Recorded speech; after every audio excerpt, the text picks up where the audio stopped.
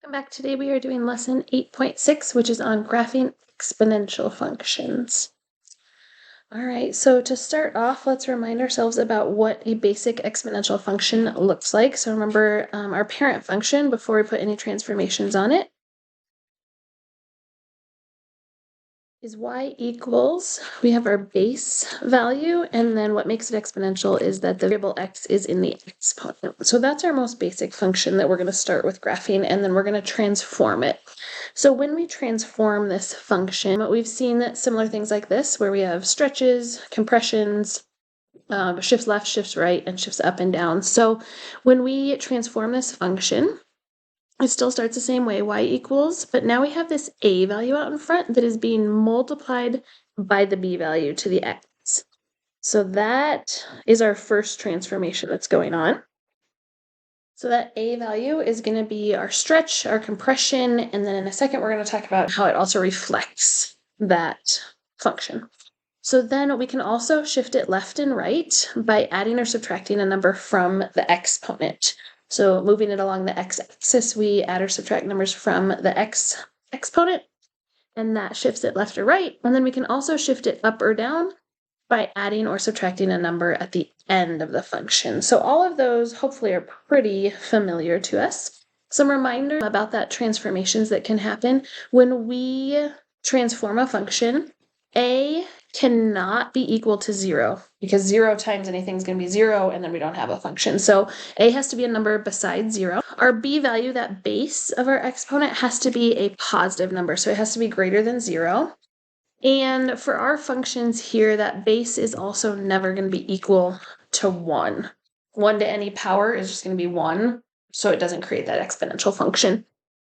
All right, so those are kind of the basic equations that we're going to use today to start graphing these exponential functions. So our parent function and then some transformations that we're going to add on. So when we graph the parent function, just our basic exponential function, here's what the graphs might look like. So some key things in this one that we want to see here is that we have two possible scenarios that can happen. If b is bigger than 1, we have what's called an exponential growth, where the curve is getting higher. Our outputs are getting bigger as the inputs get bigger. And then we also have decay, and that is where our base number is between 0 and 1. So some sort of fraction or decimal, less than 1 but bigger than 0. And when that happens, as the x values increase, as our inputs increase, then our outputs are going to decrease and get closer and closer to 0 there. All right, so based on those graphs, we have some key end behavior that we're going to talk about. So remember, end behavior is what happens as the x values get larger and smaller.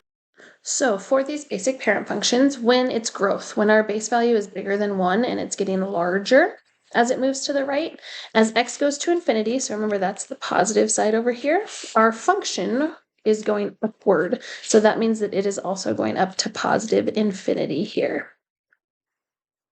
And then the other end of the graph, as x goes to negative infinity, so as my x values go more and more negative, we can see that the function is getting closer and closer to 0.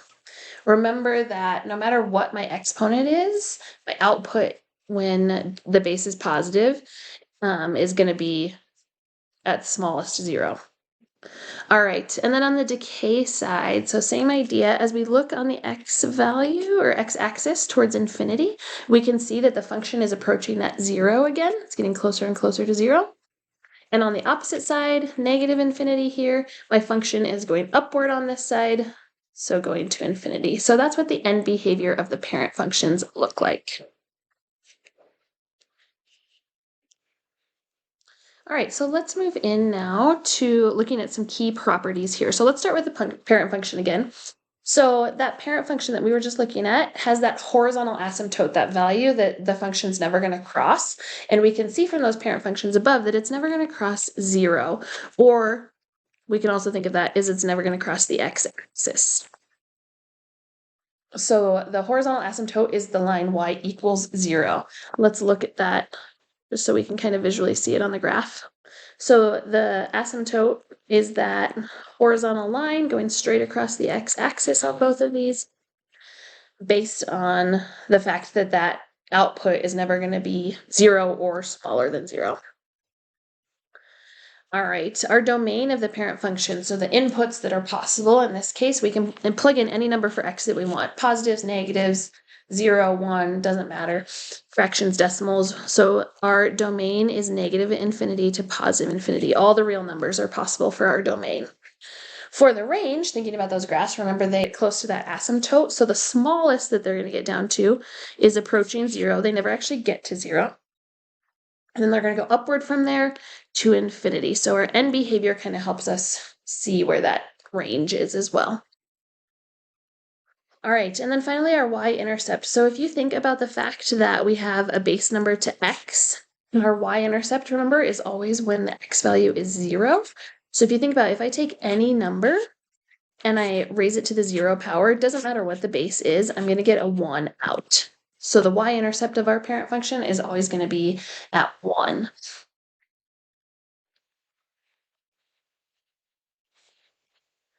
Okay, so now let's look at what happens when we start to transform that original function. So remember, we can shift it up, down, left, or right. We can reflect, we can stretch and press as well. So in this case, our asymptote, let's think about how that asymptote is going to change. Remember, our asymptote is a horizontal line. So the only way a horizontal line can move is up or down. So if we remember from previous lessons, the letter that transforms our graph up and down would be K. So however I'm transforming my graph up or down vertically, that's where my horizontal asymptote is going to land. The domain of our function is not going to change even when we transform it, because even when we shift it left or right, it's a continuous function in both directions forever. So it goes from negative infinity to positive infinity still. All real numbers are possible.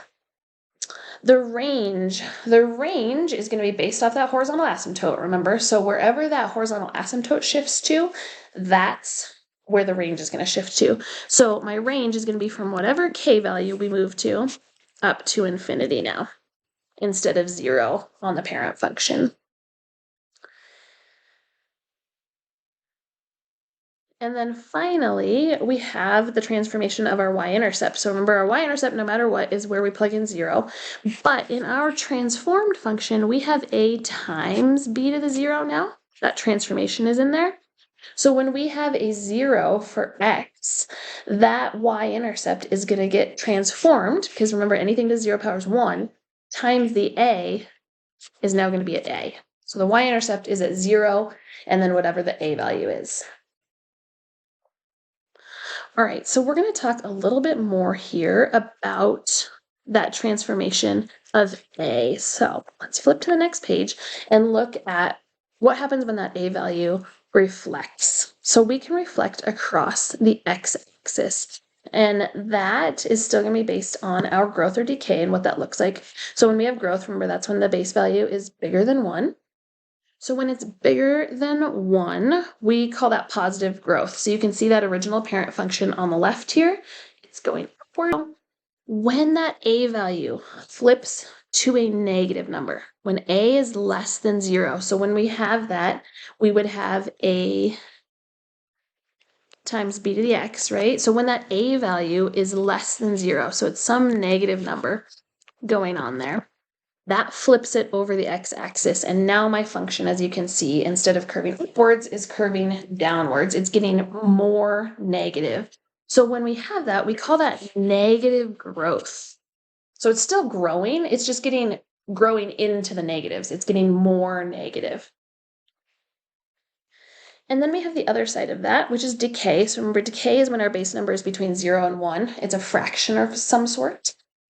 So what happens there generally is that we have that curve that's decaying, it's getting closer and closer to 0, because the more we multiply a fraction by itself, the smaller it gets, right? Or at least any fraction that's less than 1. So normally that decay graph is coming down and approaching the x-axis from up above it. When we flip that, so when we have a negative a value, so a times b to the x, and again, this is a negative number here. When we multiply it by a negative, that flips it over the x-axis, and now you can see that that decay is going in the negative direction. So it's still decaying, it's still getting smaller, but it's getting smaller within the negative numbers. So it's getting closer and closer to 0 from the negative side. So that is the transformations that can happen when we reflect over the x-axis. When that a value becomes negative, we reflect over that x-axis, so it flips it kind of upside down. So generally, what we call the general form is where a is greater than 0. So we're growing above the x-axis generally, or above the asymptote that's happening. However, as we can see, it can reflect. When it reflects, though, we need to make note that the stuff we just filled out in that table on the previous page, so that would be like the range, the y-intercept, those would change because of the reflection. So just keep that in mind. Generally, it's above the asymptote, so those rules from the previous page apply. But when we reflect, those ranges and y-intercepts would flip. Okay, so we've seen what a reflection over the x-axis looks like. Let's talk about what a reflection over the y-axis looks like. So I would encourage you now to pause the video and graph these 3 functions that are down there and kind of give a sketch of them so that you can get a feel for yourself, and then come back and replay it to talk about them. Okay, so the graph of y equals 2 to the x, that is a basic growth function. So if you graphed it, you would know that it starts down low, goes through 1, and is growing. So then in the second function, we have changed the x to a negative x. So now all of my inputs have flipped signs. If you graphed that, you would see that it then starts the opposite direction and comes down towards the x-axis. So that is what happens when we have a reflection over the y-axis. Our original function flipped from left to right and now looks like a decay function, even though the base is still greater than 1. And then if you graph the third one, 1/2 to the x, you would see that that also looks the same as that 2 to the negative x. So some observations you could have made are that those 2 graphs at the end, 2 to the negative x and 1/2 to the x, look the same. They're both reflections of that first graph. And that is because 2 to the negative x and 1/2 to the x power are equal to each other. They're the same. If you remember from our properties of exponents, a negative exponent is the reciprocal of the original function. So the reciprocal of 2 is 1/2. So those are the same. So a reflection over the y-axis looks the same as the reciprocal of that function. So that's what a reflection across the y-axis is. So when we look at these functions, if they have that reflection over the y-axis, we just have to pay attention to where it's coming from. Is it coming because the base value is less than 1, or is it coming from a negative x value in the exponent? All right, so let's do some practice here with graphing these. So we're going to graph a few different ways depending on what information they're giving us. So in these first 2, we are going to be given a equation of some sort, and we need to graph that. We're going to graph it using a table to get some key points. So some key things that we want to look at here, let's fill out the right-hand column first. So growth or decay, this function, remember we use this b value to determine if it's growth or decay. 3 is bigger than 1, so this is a growth function. Its asymptote, remember, is based on the k value. This one doesn't have a k value, so its asymptote would still be at 0. Okay, the y-intercept in this case, remember the y-intercept is always when the x value is 0. So we would have 2 times 3 to the 0 power. Anything to the 0 power is 1, so that would put my y-intercept at 2. So when I plugged in a 0, I got out a 2. So you can go ahead and plot that on the graph. And I also think it's easy to add that as my middle point on my graph, or on my table. That way we're going to get some points to the left and points to the right of that y-intercept. My domain, remember, on all exponential functions is going to be -infinity to +infinity. And then we have our range. Remember, we have not shifted this graph up or down, so my range is still going to be 0 to infinity. So going upwards. All right, so like I said, for my tables, I usually like to start with that y-intercept in the center, and then pick a couple numbers bigger than 0 to plug in, and a couple numbers smaller than that. I plug those in. Let's start at the bottom with 2. So 3 squared is 9. 9 times 2 is 18. So we can plot that point at 218. And when I plug in 1, 3 to the first power is 3 times 2 is 6. So if I go over 1 up to 6. And then on the negative side, remember those negative exponents make it the reciprocal. So that would be 3 to the negative 1 would be 1/3 times 2 is 2/3. So negative 1 is down here at 2/3. And when I plug in negative 2, that would be 1/9 times 2, which is 2/9, or about 0.22. So if I go over to negative 2, it comes up just a little bit. So we can see that this graph is a growth graph that starts down low, goes up pretty quickly because of that stretch of 2 out in front. Okay, let's look at the B now. So for B here, we have 1/4 to the x plus 2 power. So my base in this function is 1/4, which would make it decay. And then again, we think about that k value for our asymptote. Did it shift up or down? This one does not have a shift up or down either, so it is at 0 also. The y-intercept, let's plug in 0 for x and see what we get out. So we have 1/4 to the 0 plus 2, so that would be 1/4 squared, which is 1/16. And you can write that as a fraction, or if it's easier, that's 0.0625. Sometimes it's easier to graph decimals. So I can again plot that on my graph, 0, and it comes up just a tiny little bit. All right, my domain never changes for these exponential functions. And my range again is based off of that asymptote, so it is still at 0 to infinity. So I know it's going above the x-axis. All right. So for this one, it can get a little bit tricky. And I'm actually going to move my y-intercept on this one because I know it's decay. I know that on the right side of my y-intercept, it's going to get really tiny. It's going to get smaller than 1/16, which is going to be hard to graph. So I'm actually, for this one, going to go numbers smaller than that 0 value, just because I know it's going to give me more idea of what the graph looks like. So plugging these in, if I plug in -4, that gives me an exponent of -2. So 1/4 to the -2 power, that's going to be 16. When I plug in -3, that gives me a -1 exponent. That would give me a 4. When I plug in -2, that's going to be 0. Anything to 0 power is 1. And then -1 is going to put me at a +1 exponent, which means it's just 1/4. So if I plot these on my graph, I can see that I have a pretty steep decay curve going on that approaches 0 on the right-hand side. So if we are given the equation, that's how we would go about figuring out what the graph would look like. Now, we're going to do something similar, but we're going to look at it more through the lens of transformations. Okay, so we can start very similarly. We can see that the base of this one is 1/3, so that would be decay. And I can see on this one that I do have a k value, so that means my asymptote is going to shift down to -4. My y-intercept on this one, when I plug in 0, remember anything to the 0 power is 1, -4 is -3. And then my domain does not change. But on this one, my range will change because my asymptote shifted down. So now my graph is going to go from -4 to +infinity. All right, so on this one, the parent function is 1/3 to the x. The only transformation that happens is that we are shifting it down 4.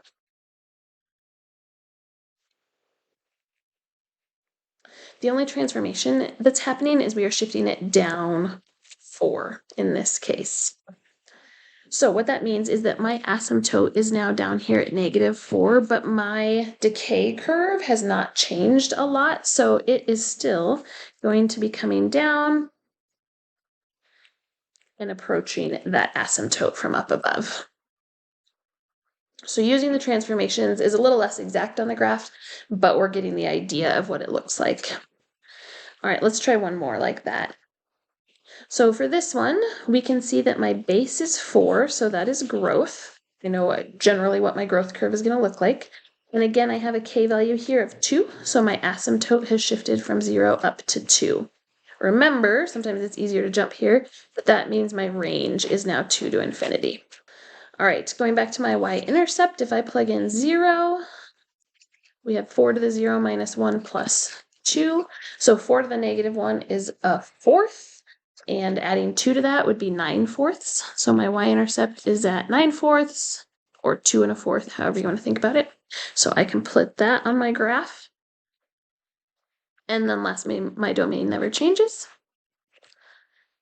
All right, so again, this is a growth curve shifted up 2. So I can draw my asymptote on that graph and see that that growth curve is going to go through my y-intercept and increase from there. The last thing that we're going to graph here is we're going to be given a parent function and a graph, and then use that to kind of identify what the equation of the transformed function would look like. So you can see over here, we have the parent function 1/2 to the x. So I know that my function is going to have a 1/2 to the x in it, because that's that parent function. But we've transformed it on the graph, and so we need to figure out some new things that are going on.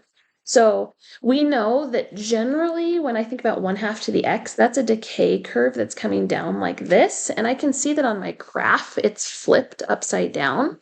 So the first thing I know is that I have a reflection across x going on. And that tells me for my equation that I need a negative out in front. And then I can also see that it no longer approaches 0. It's approaching the value of 5. So that means that it has also shifted up 5. So I'm going to put a +5 for my k value on the end, remembering that that tells me that my asymptote is at 5 as well. So for this one, growth or decay, the base function was 1/2. So that still means that it's decay, but remember now that it's flipped, we say it's negative decay. So you can add that in there to help you kind of remember what that would look like. I can see that my y-intercept from the graph is going to be at 4. We can also double check that with our function and see that anything to 0 powers 1. So that would make the first part -1 plus 5, which is 4. So that lines up. My domain does not change at all. But then we talked about, remember, when there's a reflection, that is going to change my range. So my range now, instead of going up to infinity, it's now going down towards -infinity, up towards the asymptote. Remember, our asymptote's at 5. So my range is now -infinity to 5 on that function. All right, let's look at one more example like that. In this function, I can see that my asymptote has now shifted down here. So there is definitely a shift down 2 going on. So in my equation, I know that I have a 2 to the x, and I know that it's now shifted down 2. So remember that down 2 is going to show me where my asymptote is. And it's also going to tell me that my range goes down to that value. So that one transformation kind of helps me fill in quite a bit there. All right, so then looking at the y-intercept, I can see that the y-intercept on my graph is at 6. So I can go ahead and fill that in here. Now, one thing to check here is that right now, if I do 2 to the 0 minus 2, that's going to equal -1. That would not be my y-intercept. So what we have to figure out here is that -1 that I got, we should see over here on our graph that the value of -1 is actually at -3. So that tells me that I have a shift to the left going on as well. So I can see that it has shifted left 3 from where my y-intercept should have been to where it actually is on the graph. And so because of that shift left 3, I'm going to put a +3. Remember, it's always opposite of what it should be for that horizontal shift. So that +3 goes up in the exponent. My domain, of course, does not change. And so those are the key transformations there on that graph that help me write the equation. All right, we'll see you next time.